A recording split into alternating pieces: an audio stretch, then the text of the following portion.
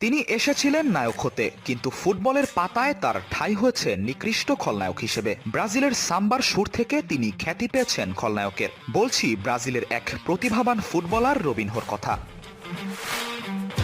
ব্রাজিলের হয়ে যখন তিনি স্বর্ণসময় ছিলেন, তখন রোনালদো ফেনোমেননের নাম ভুলিয়ে দিয়েছিলেন সমর্থকদের মন থেকে।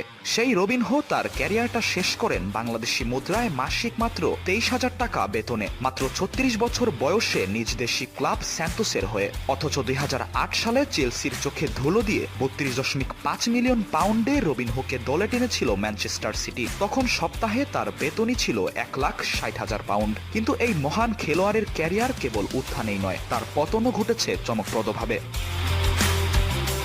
রবিনহো নামটি শুনলেই ফুটবলের একজন অসম্ভব প্রতিভাবান খেলোয়াড়ের কথা মনে আসে, যিনি তার পায়ের জাদু দিয়ে সমর্থকদের মুগ্ধ করেছেন। একসময় তাকে নেক্সট পেলে হিসেবে আখ্যায়িত করা হতো। মাত্র 18 বছর বয়সে যখন ব্রাজিলে পেলেরই সাবেক ক্লাব স্যান্তোসে খেলেন, তখন পেলে নিজের মুখেই কথাটি বলেছিলেন।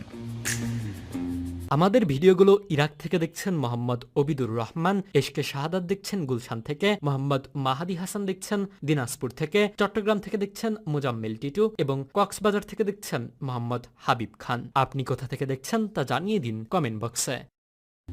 রিয়াল মাদ্রিদ, ম্যানচেস্টার সিটি ও এসি মিলানে তার অসাধারণ পারফরম্যান্সের পরও রবিনহোর ক্যারিয়ারে একসময় চূড়ান্ত পতন ঘটে। 2017 সালে ইতালির আদালতে ধর্ষণের মামলায় তার 9 বছরের কারাদণ্ড হয়। যদিও ব্রাজিলে থাকার কারণে তিনি এখনও জেলে যাননি।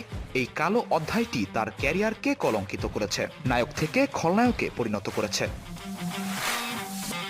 রিয়াল মাদ্রিদে প্রথম যোগদান করে তিনি এল গ্যালাকোটিকোতে নিজের স্থান পাকা করেছিলেন। 3 মৌসুম খেলে দলটার হয়ে অসাধারণ পারফরম্যান্স দেখিয়েছিলেন তিনি। তারপর ম্যানচেস্টার সিটিতে তার দলবদল হয়েছিল রেকর্ড ফিতে, যা ব্রিটেনের দলবদলের বাজারে সাড়া ফেলেছিল।